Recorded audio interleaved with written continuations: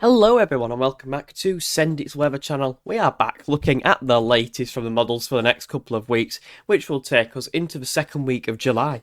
Time flies when you're having fun, eh? So we've just had that heat wave, as probably many of you know. We did see some quite high temperatures during that period. Like here we even reached 31 degrees. And then we also saw some quite big thunderstorms for Northern England. Let me know if you had any, if you lived in Northern England, in the comments down below. But now we've gone to more of a westerly flow. High pressures begin to topple away just to our south and west. You can see from this chart here of today, high pressures toppled to our south and west, low pressures to our north, and the winds are in from off the Atlantic. So it's definitely reverted to more of a changeable and more typical Atlantic driven pattern. And we'll see how things are developing. So, if you do enjoy today's video, consider leaving a like and subscribing to the channel. I do appreciate your continued support and expect more regular and daily uploads.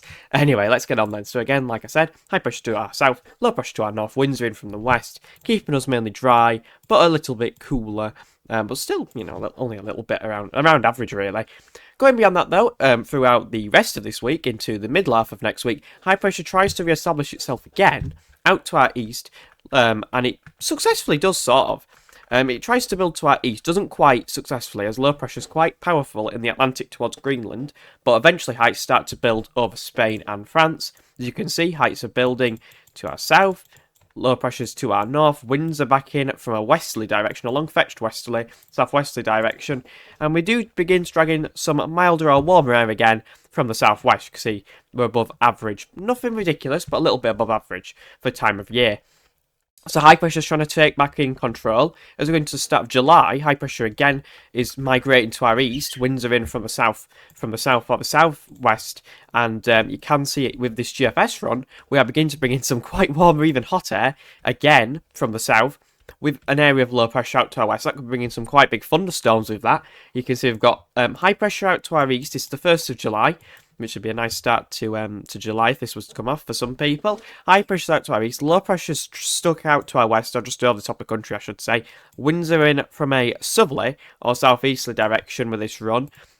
But that's bringing in that 15 degrees firm again. I mean, that's the 20 degrees firm into the south there. I mean, that's pretty ridiculous.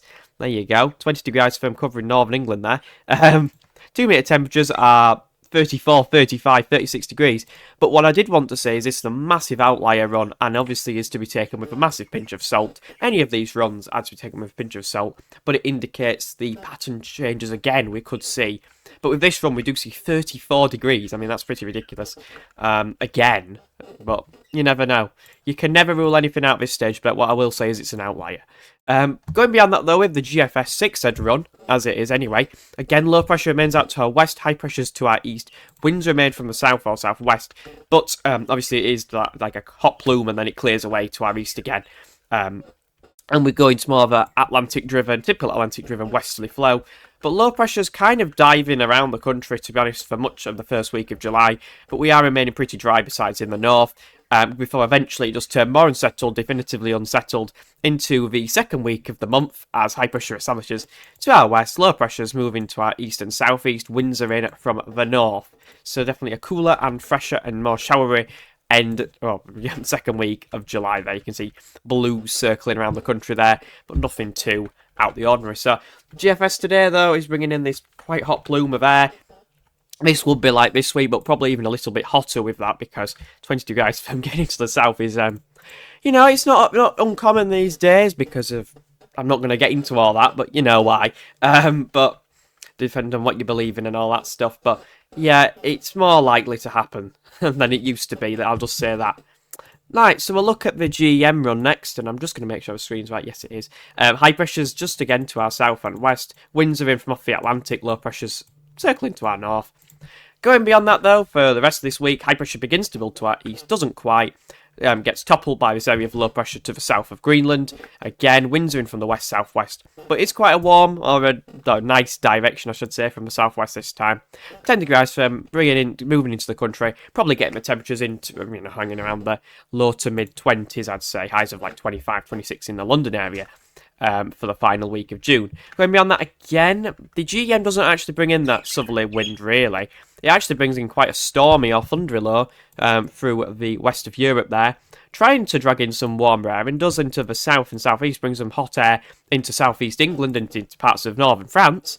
Most of the country is not too bad, but that could bring some pretty big thunderstorms if that was to play out. Because you can see around this area of low pressure, the GM spins up from nowhere. We are bringing the wind from an east or southeasterly direction, which is a warm direction, to be fair, if it was to come off. But of course, there's a lot of uncertainty.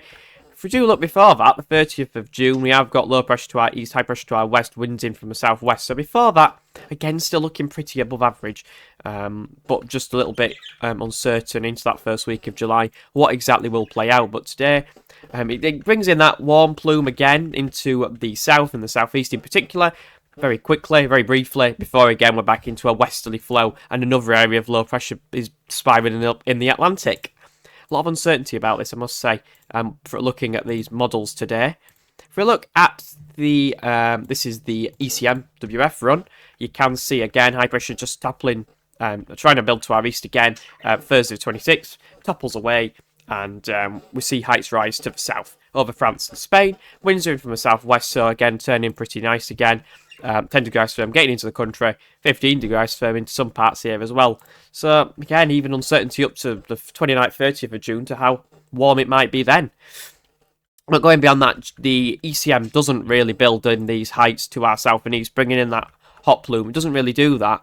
And instead, we actually remain a bit fresher with winds in from off the Atlantic more so. And high pressure's out to our east. Oh, well, so high pressure's out to our west. The Azores high is out to our west, which maintains this westerly, northwesterly flow and just keeps areas of low pressure pushing into the north. So a little bit fresher and nothing remotely below average or anything like that, but a little bit fresher and slightly cooler than the other runs today, highlighting the uncertainty that we are seeing. But will the GFS that run come off? I highly doubt it. I think it's an outlier, synoptic outlier. If we have a look at the midnight run, see what that's showing. It had nothing of the sort really, with that ridiculous air moving in. Nowhere near. See, goes into parts of France, but doesn't really get anywhere near the UK. So we'll have to just wait and see. Right, we'll have a look then at the GFS ensembles. Look at London because London, southeast. Probably the first to see the heat. See the GFS operational run around that 1st to 3rd of July does have that heat spike going up to the 20 degrees firm, but it is definitely a synoptic outlier. A couple of runs are doing it, but it's not really favoured or supported at the moment. What the general trend is, though, is for it to remain above average for the next week, before we might see a return towards average into the first week of July, as some of the models are suggested. Will we see this hot plume? I doubt it, but at the end of the day, you can't rule anything out these days. Anything could happen. Anything could happen in that longer term. It's always a bit uncertain, especially that first week of July, I should say. Don't usually talk about July, do I? I haven't really forecasted in the summer, so we'll just see how things develop on that. Precipitation-wise, we're looking quite dry. A bit of an unsettled day on the 26th for the south there, but after that, remaining slightly showery, but not particularly unsettled in the slightest. But these are individual runs. Things might change in the longer term, maybe turning more definitively unsettled. But again, it's not really a significant anomaly showing this. If we look at the ECMWF ensembles, again for London, you can see again a pretty similar trend actually. So remaining above average for the next week to 10 days, before maybe in the long term a little bit below average, but of course it's a long way off. The ECM operational run is oscillating between above and below average temperatures, indicating a westerly flow, which may be what we see take over more of a mobile pattern into the first and second week of July. We'll have to wait and see what happens, but again, quite warm, maybe even hot in the south. Again, them showery outbursts are quite fun. Not that many of them really. Looks quite a dry outlook, to be honest. Now we've actually got a new ensemble suite, which is the AI model, the ECM AI model. Don't use it very often because I don't think the model is very good and up to scratch yet, like it was a couple of months ago before they made the upgrade. But we'll have a look at it anyway because it's got its own ensemble suite. So basically this is showing that very similar trend actually. Next week to 10 days above average for London up to the first week of July. Then maybe more Atlantic or mobile patterns taking over. You can see a few runs obviously going way above the chart. There's one there going up to 25 degrees firm. That would be a proper heat wave, but it's one of the 52 runs which will not come off. So, yeah. So very interesting update. Could turn more unsettled into that first week of July. But what we do know is that the next 7 to 10 days look to remain above average for the London area. May even reach, low to mid-20s, maybe even high 20s in some isolated spots. Couldn't rule out 30. Depends on the exact air mass that we see for that first couple of days of July, before we may see it turn more Atlantic and westerly driven. Thank you all for so much tuning in today's video, and I'll see you all in the next one. Bye, everyone.